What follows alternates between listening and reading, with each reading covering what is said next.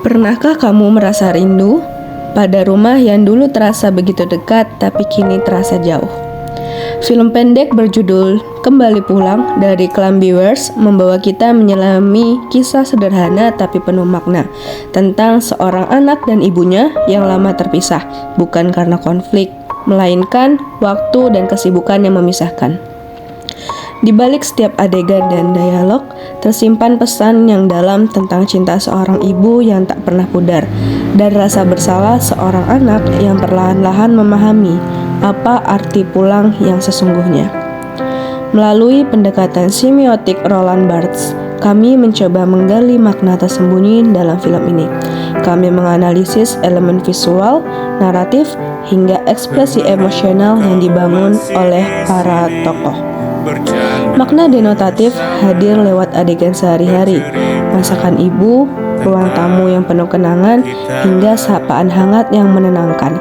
Sementara itu, makna konotatif terasa dalam simbol-simbol emosional, rasa masakan yang tak tergantikan, warna-warna lembut, dan benda-benda yang membangkitkan nostalgia.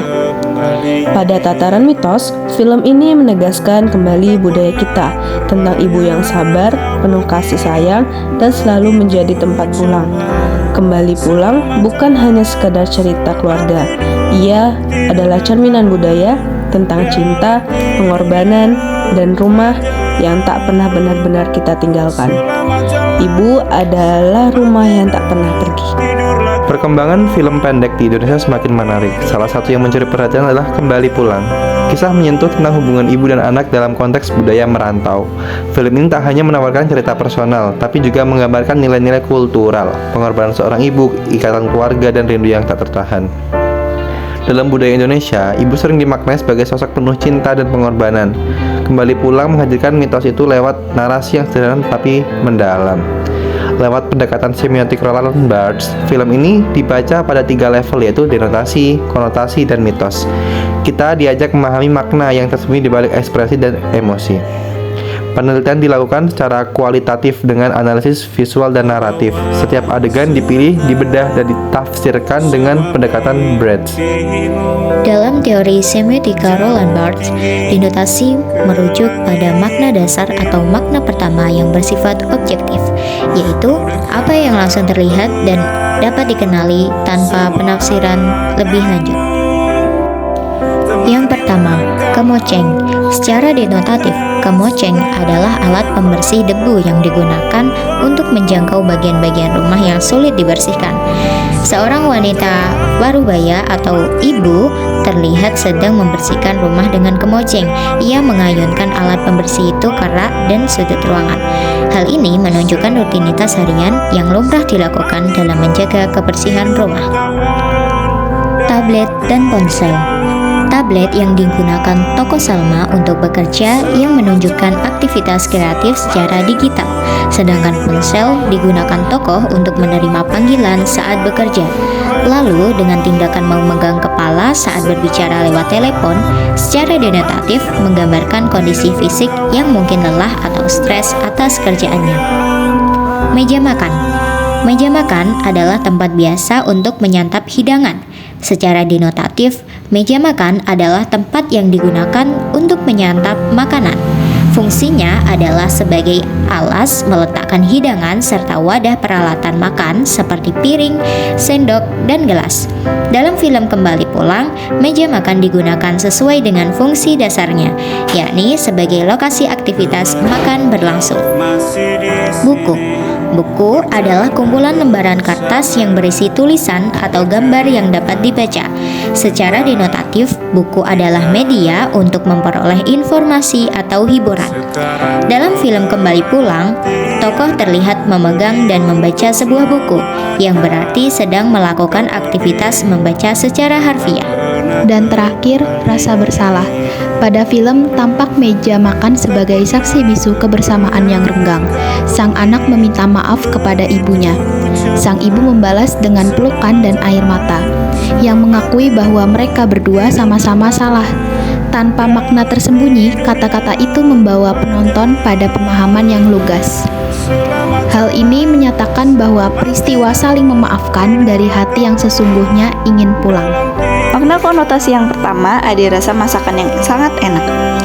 Pada menit ke-10 detik 45 sampai menit ke-10 detik 51 menyeratkan bahwa cita rasa makanan yang tidak semata-mata berasal dari teknik masakan atau bahan mewah, melainkan juga dari suasana hati, kasih sayang, dan kenangan yang menyertainya. Bagi Salma sendiri, setiap suapan membawa kehangatan, kenyamanan, dan cita rasa yang tak bisa ditemukan dalam menu restoran paling mewah sekalipun. Carousel, nostalgia, dan kesenangan. Pada menit ke-16 detik 01 sampai menit ke-16 detik 40. Carousel memiliki beberapa makna, namun dalam film pendek ini, carousel berarti nostalgia dan kesenangan yang dulu selalu menyelimuti kehidupan Salma ketika dia masih kecil, karena identik dengan taman hiburan. Salma yang sedang sedih karena ibunya bersikap dingin karena kesalahannya dalam berucap mengingat kembali masa kecilnya ketika melihat carousel miliknya. Saat Salma mengajak ibunya ke pasar, permintaan itu terdengar sederhana. Bahkan mungkin bagi Salma seperti ajakan ringan untuk menghabiskan waktu bersama ibunya. Tetapi respon ibunya yang langsung menolak dan memilih masuk ke kamar bukan hanya soal tidak ingin pergi ke pasar, tetapi ada makna konotasi di dalamnya. Di sini sikap ibu bisa dibaca sebagai bentuk penarikan diri. Bisa jadi ibu merasa ada jarak yang makin lama makin terasa antara dirinya dan Salma. Mungkin ibu menyimpan kekecewaan karena merasa kurang diperhatikan, apalagi selama ini Salma sibuk dengan urusan pekerjaannya. Jadi, ketika Salma tiba-tiba mengajak pergi bersama, ibu merasa ajakan itu tidak cukup untuk menutupi kekosongan yang sudah terlanjur ada. Dalam film Kembali Pulang, penggunaan warna-warna earth tone seperti coklat, krem, dan warna-warna hangat lainnya tidak sekedar estetika saja, tapi juga punya makna yang lebih dalam. Penulis bisa lihat elemen-elemen visual seperti dinding rumah, perabotan, bahkan pakaian yang dipakai Salma dan ibunya, semuanya senada dengan nuansa hangat itu. Pencahayaannya juga tidak terlalu terang atau mencolok, lebih ke arah hangat dan menenangkan. Mawar putih. Dalam film Kembali Pulang, mawar putih muncul sebagai simbol yang menyiratkan kesucian dan cinta tanpa syarat. Kehadirannya di momen-momen penting, di awal, di tengah, dan di akhir film, yang menandakan harapan tak pernah padam, meski hubungan ibu dan anak diliputi jarak emosional dan kesalahpahaman.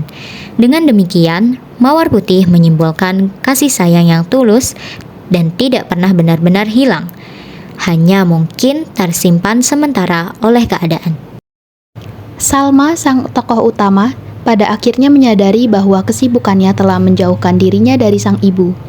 Ia menangis, merasa bersalah karena merasa tak lagi diharapkan di rumahnya sendiri, yang sebenarnya hanya bentuk kekecewaan terhadap sang ibu yang tak mampu diungkapkan secara langsung. Dalam salah satu adegan makan malam, tampak kesepian sang ibu yang makan lebih dulu. Tanpa menunggu Salma, suasana malam yang sepi dan dialog singkat mereka menggambarkan jarak yang tak kasat mata. Sebuah luka batin yang pelan-pelan mulai terobati lewat kehadiran, maaf, dan cinta yang kembali tumbuh. Melalui analisis-analisis sebelumnya, dapat diketahui bahwa film Kembali Pulang ini merepresentasikan sebuah mitos yang berkembang di masyarakat tentang persepsi bahwa ibu adalah rumah pertama dan terakhir bagi anak-anaknya. Karena dalam film Kembali Pulang ini menampilkan sebuah kisah yang sangat dekat dengan kehidupan banyak orang, yaitu hubungan antara ibu dan anak. Dalam film ini terlihat jelas bahwa meskipun ada konflik, pertengkaran, bahkan jarak secara emosional, hubungan ibu dan anak tetap menjadi sesuatu yang kuat dan tidak bisa dipisahkan begitu saja. Hal ini tentunya mencerminkan sebuah mitos yang hidup dalam banyak budaya, yaitu bahwa keluarga, khususnya ibu, adalah sumber cinta, dukungan, dan penerimaan yang tak tergantikan.